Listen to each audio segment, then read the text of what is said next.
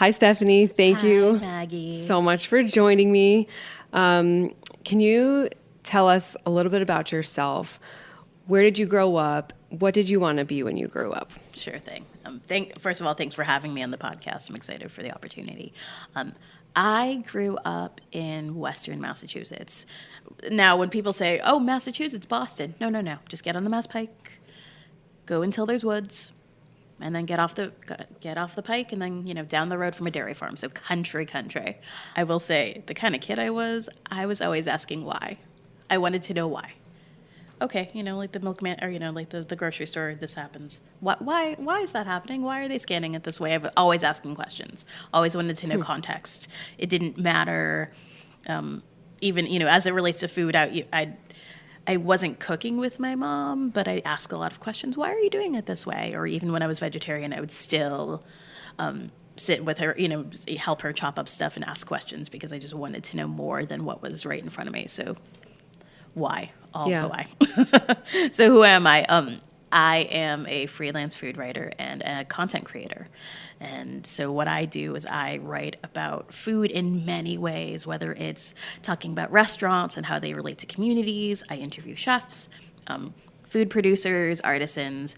I look at food trends and how they impact a space or even a country, and it's lots of things in and around food. So cool. Yeah. Did you go to school? Do you have a degree in writing, or have you always wanted to be a food writer? So my background, I went to a school in Mass called Hampshire College, and that's a place you make up your own major. Actually, Lupita Nyong'o was in we were in school at the same time, so had friends in common. But that's very creative thinkers, very free, and so my background was psychology of marketing. So my background was mostly in marketing. Okay. And again, why? Why are we semiotics? Why are we selling these things? Why messaging and all of that? And I always loved the story behind brands more than just why are we both wearing navy? Because navy might be the gray or the new black, right? Yep. And so that was my background. And for me as a kid, very, very early on, I was someone who was in the foster care system and had, prior to that, there were times where, prior to going into foster care, there were times where we didn't have a lot of food. So food for me was always, once I was in was raised by a lovely foster family that adopted me, food became a very important part of my life, whether it was community, whether it was understanding foods from different cultures, because my background is, my family was from the DR and we're Italian Americans. So but there were things that were very American that I just didn't grow up eating at an early age. So once I was with a more kind of mainstream American family, I'm just like, what is bologna? What are these things? Some of these things. How old were you when you were adopted? I was 9. You were 9. And my younger brother was 3. So there's a lot that, there's, remember kind of befores and afters, but food is definitely, some of my earliest memories were eating mangoes and platanos and, plantains, things that, just, and, or, some Italian foods. But yeah, food is definitely has been the connecting link since I was really young. Okay. And now, growing up So you have memories of life before growing up in Massachusetts? Yep. And so that was all in Mass. So I was born out on the Cape, just and then in Boston, and then we were placed all the way out in Western Mass. So, okay. Yeah. Okay. Thank you for connecting those dots because I was confused. Yeah, no worries. I was going to circle back. So yeah, I have memories from before and after, and growing up. The family I grew up with was Polish American. So I even say today, it's I grew up in kielbasa and kapusta and galumkis, and people are like, what? But so growing up, so food has been a constant theme, even going into marketing and wanting to know more about how things were, creating brands and working under brands. Yeah. Ultimately, after I graduated college, I worked, I'd say the first job, well, let me back up. My first food-related job, I was a dishwasher at a pizza place. Yep. Yep, right. I was a waitress in college. But it introduced me, it was a Greek pizza place, and one of my favorite, introduced me to, like, I'm a lifelong lover of feta cheese, and, you know, have gone to Greek markets and tasted like dozens of them. And so it's like, it doesn't matter, like, any way you work in the food industry, kind of just like, it sets your intention for how you look at food, I think, at least for myself. So, like, how did you become a writer? So, And what do you write about? Because I know we talked offline that you're not a food critic. You don't No. review restaurants or food in per se, but you're a food writer. So what Absolutely. does that mean? So that means I could talk about a little bit what I do now and some of the Okay. projects, and that might provide some context. Sure. So currently, one of I write most often for is the Times-Union, the paper here in Albany, and we're going to try right now, but I'm over in Albany. And so what the features that I write for them are, I look at restaurants and whether they be emerging trends, whether they be how food intersects with community. For instance, I had a piece that came out about beer-related running clubs. Yep. And this is, it's not just, some of these have been in place long before the craft beer boom, but also why beer? There are plenty of reasons, absolutely, not only in the U.S., but around the world. And so it's food also as it relates to culture, trends, et cetera. Other things that I've done here in the capital region as an example is I've written about non-alcoholic cocktails. That's a growing trend, and how does that trend present itself in the region? So those are some of the things I've written about here locally. I discovered you because you wrote a story about storied coffee. Oh, sure. Yeah, absolutely. And that's what I was like, oh my gosh, that's so cool. Absolutely. And, being someone who has worked at home for most of the time, I've spent a lot of time at coffee shops and thinking about what are the cozy, accessible spaces that you can work out of. And so that was, some of the reasons I read about, Storied in Walton Whitman and Saratoga. So it's definitely, there's the food. There's the dishes that are in front of us but there's also the space and the people, the artisans that are making them. Talking to Oliver at, Primo Botanica, the chocolate folks, just learning their intention and why they created that, the brand of chocolate. I mean, it's more, there's a finished product in front of us, but the intention and the story why, and those are the things that really excite me. So definitely there's the food in front of us. I'm not a reviewer. I just have to put that out there right now, as much as it does sound like a lot of fun, and I'd love to try my hand at it at some point. The people and the places and how they relate to our culture. Those are some of the things that I really talk about in my stories and in my content. You write about food as it relates to culture, but you also have clients, Absolutely. right? So who are your clients, and what do you do for your clients? So in addition to writing for newspapers and magazines and websites, I also create content and advise food brands on whether it's branding, whether they're going to a trade show and want social media support, or photography, product photography to help tell their stories. I do that. Can you give an example of a type of food that, like, you don't have to say the brand, Sure. but like a recent example of what you've done for a client? Sure thing. A chocolate company, not the one I spoke of previously, but one based in Massachusetts. I'm working with them on. They have a new product that's coming out that has new packaging that is very. It's not typical of a chocolate bar, and so working with their director, it's like, how do we sell this? What are the things we want to evoke when what do we want the consumer to feel when they see this product? And if it's it being a chocolate bar that you can carry in your purse, or a chocolate bar that is can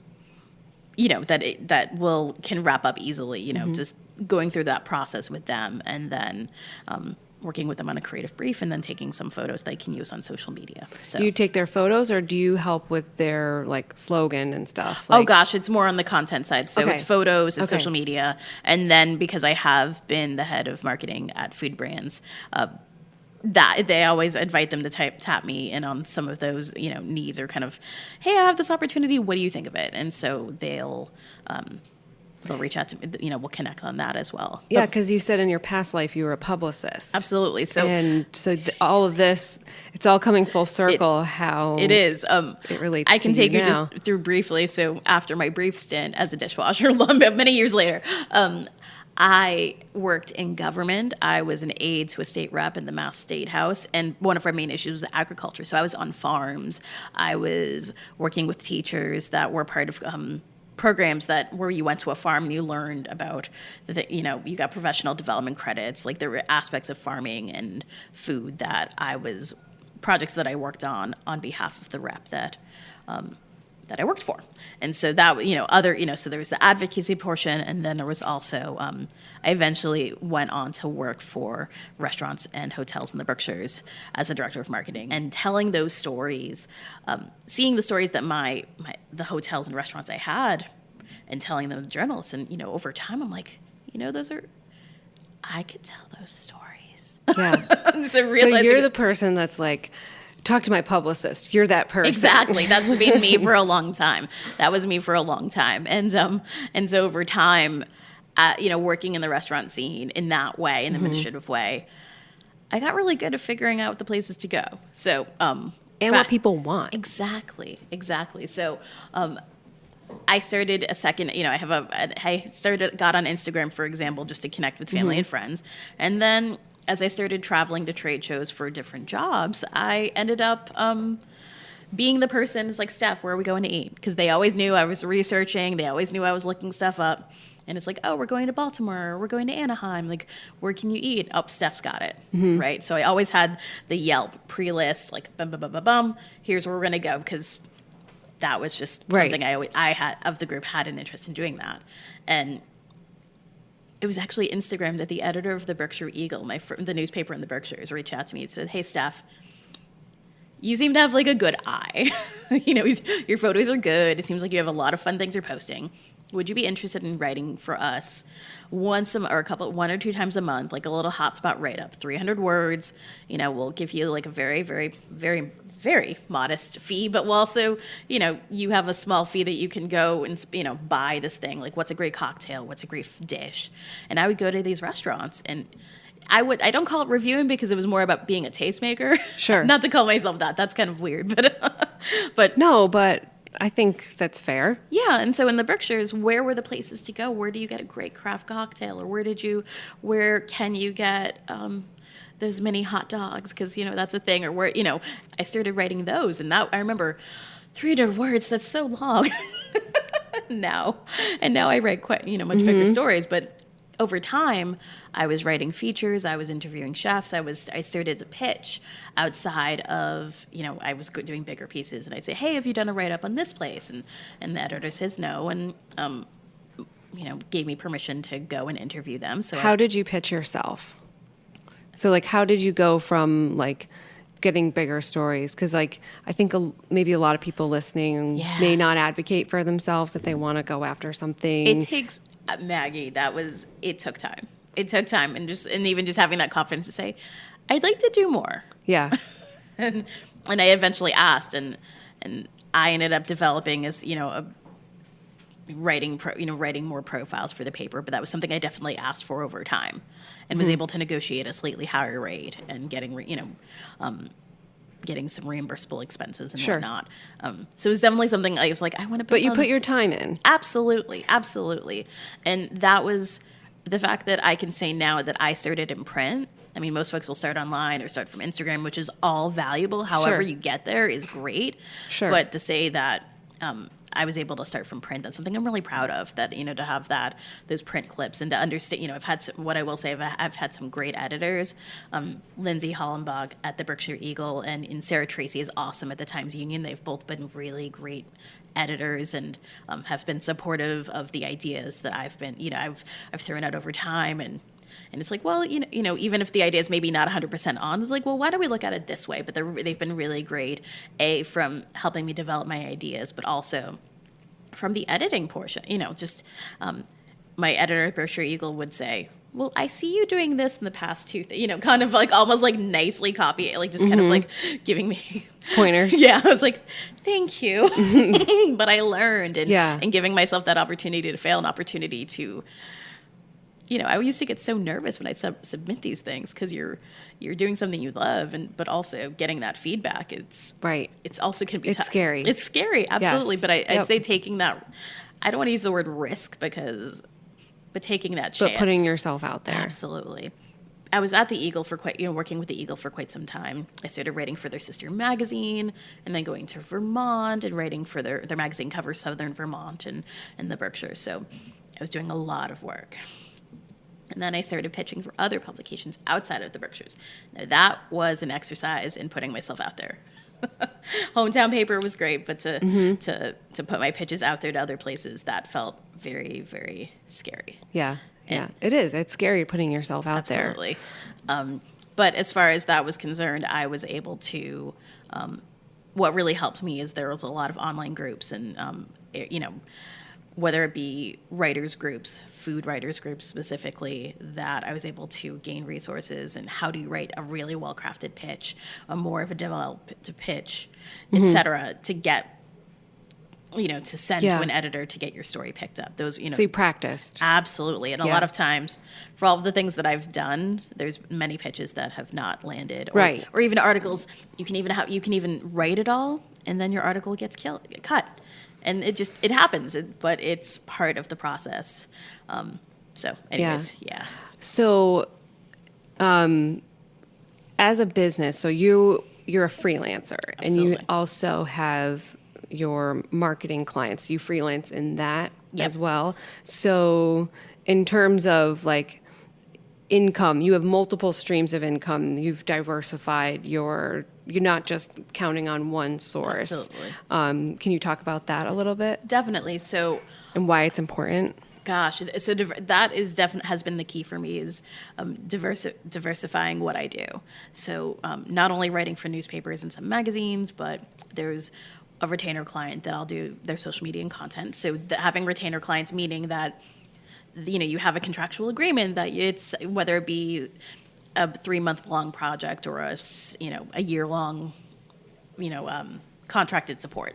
And so and you're paid to do you manage that like brand's content for like a set amount of time and then they can renew or whatever. Yep. Or there has been longer. So that's like a steady, sorry, I didn't mean to interrupt you, but it's like a steady income when you have a contractual agreement with somebody as opposed to a freelance where you're like this article or that article or a marketing or whatever. Exactly.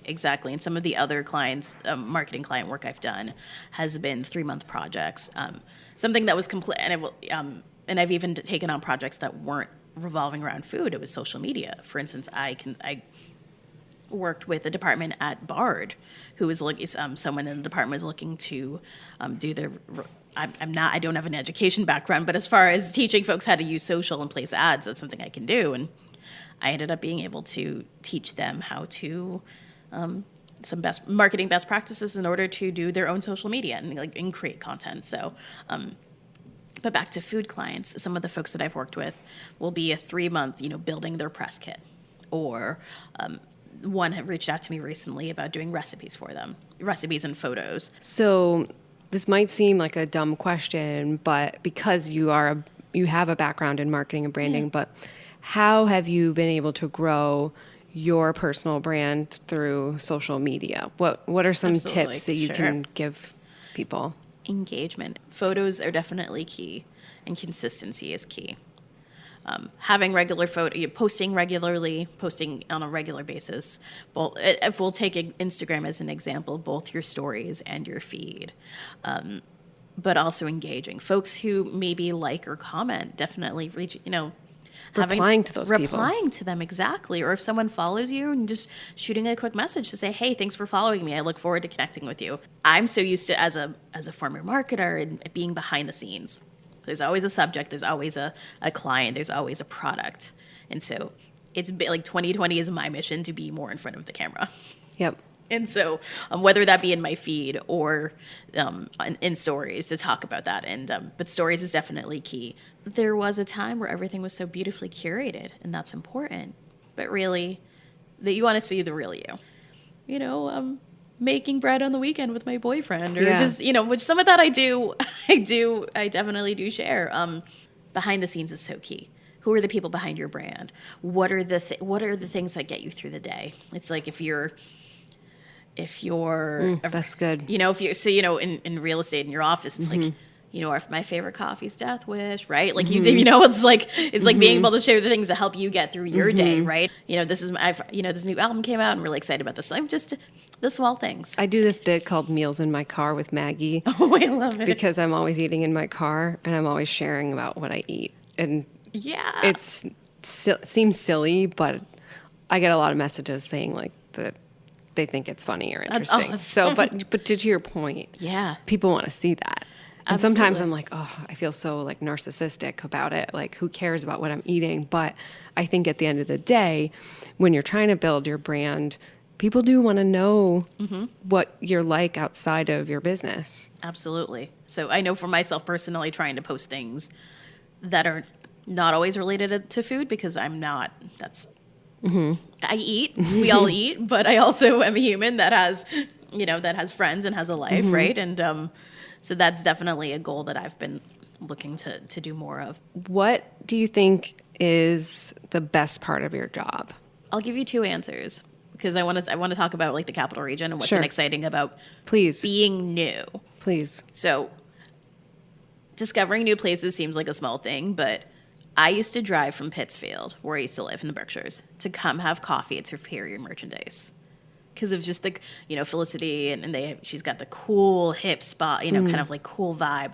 I would drive an hour to come to places, and to live here now, mostly full time. I still go back and forth to the Berkshires to discover things and to be able to tell those stories. It's fantastic. Like, you know, I spoke with a really great beekeeper, at Paul at Bee Hollow Farm. And it's like to tell folks that he has these beekeeping classes and what happens to bees in the winter. You know, like they still have to be taken care of, and like what's happening with the how the global shift and what's happening with bees is affecting folks in the region. And then in some of my more international stories, it's about, again, just having folks think outside of the box. For example, one of the beats that I have is I do write about beer, not necessarily the tasting and all of that, but more so I do write some about the trends in beer, but also how beer relates to community. I've written some about non-alcoholic beer, but I've also, I've spent some time in Spain, and I've written about craft beer in the town of in Seville, Spain, and how that trend has grown significantly. And even speaking to brewers there, and they're like, oh, Alchemist Brewing Vermont or Treehouse Brewing in Mass. So it's like it all comes back to what's happening in the Northeast. That's all. It's a lot of fun. It's so much fun to hear these stories and learn about food and food from different cultures. It's also helped me be a better cook, be able to put out that good food and contribute to food as community to the people and feed the people I care about. So, what are your top 5 favorite places to eat or drink in the capital region? Okay. For tacos, Oaxaqueña Triqui. What? Oaxaqueña Triqui. They're right off of Central Avenue in Albany. One of my favorite spots. Coffee at Superior Merchandise. If you're into kind of bacon and meat, go to Oscar's Smokehouse. That's a little bit further up. I can't remember the name of the coordinates. The coordinates. And let's see. How about beer and wine? I just went to Unified Beer Works up in Malta, and I had a flight that included. I'm gonna post it. I posted a little bit about it on my feed. Okay. This beer had beet in it, and I was beet, and it's the color of beet, and you had that sort of savory, a little bit sweet, but super savory kind of punch, and that really excited me. And so I like what they're doing. If you go down to a little further down, but in Hudson Suarez, they've got a lot of really great. They've got a black lager, I think it's called T-shirt, that is really fun. What I will say about beer, it's been exciting to dive into the capital region. Like what's happening here in the beer scene is so exciting. Yeah. And the history of Albany as a beer city is fantastic. And then for wine, 22 2nd Street, the natural wine shop. 22 2nd Street. Yeah, that's part of Clark Hospitality. That's a place to go grab wine. Those folks know a lot about natural wine. And what about dessert? Have you been to Lost and Found? No. Okay, it's across from Nine Pin Cider. Okay. All right. Okay. And Ian Brower has been doing some really crazy desserts, some really fun desserts over there. Okay. It's really great for craft beer. They've got live music, but their desserts and brunch are definitely something to check out. Cool. What advice can you give to somebody about with taking photos of food? Okay. Oh, this is fun. Lighting is important.